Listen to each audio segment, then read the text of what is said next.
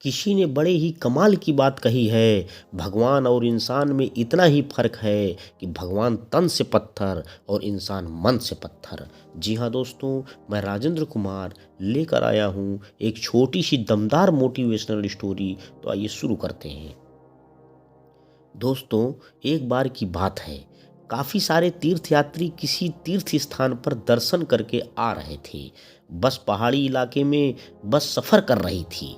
जैसे ही कुछ वक्त बीता तो आसमान से धमाकेदार आवाज के साथ बिजली कड़की। बस में बैठे सभी यात्रीगण सहम गए।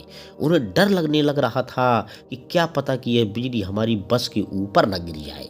थोड़ी देर रुक करके कुछ ही देर बाद ड्राइवर ने बस को वापस आगे बढ़ाया, लेकिन कुछ देर बाद वापस यही घटना घटी।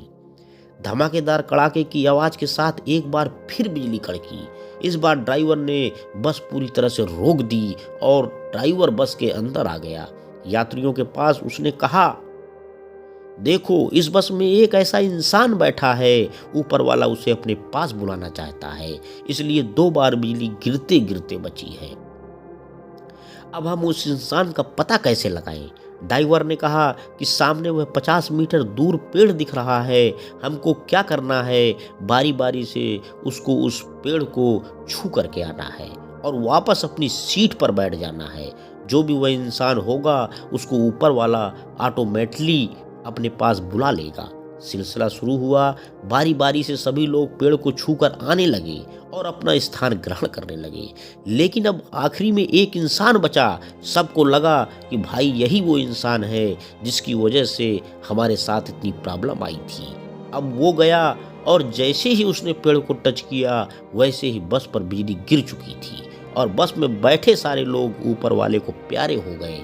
और वह सारे लोग यही सोच रहे थे कि सिर्फ एक इंसान की वजह से हमारी जान को खतरा है, जबकि उस इंसान की वजह से उनकी जान बची हुई थी। यानी कि वह एक आदमी था जिसने इतने अच्छे कर्म किए हुए थे जिसकी वजह से सारे बाकी बचे हुए थे। इसलिए इस कहानी से हमें शिक्षा मिलती है कि दूसरों पर कभी शक नहीं करना चाहिए और अपनों से प्यार करना चाहिए, क्योंकि कभी कभी कुदरत की जो घटना घटित होती है उन पर हमारा कंट्रोल नहीं होता है। इसलिए जैसे भी सिचुएशन हो हमें कभी किसी पर शक नहीं करना चाहिए और परिस्थिति का बारीकी से आकलन करके शुद्ध बुद्ध से आपस में परामर्श लेकर के आगे बढ़ना चाहिए।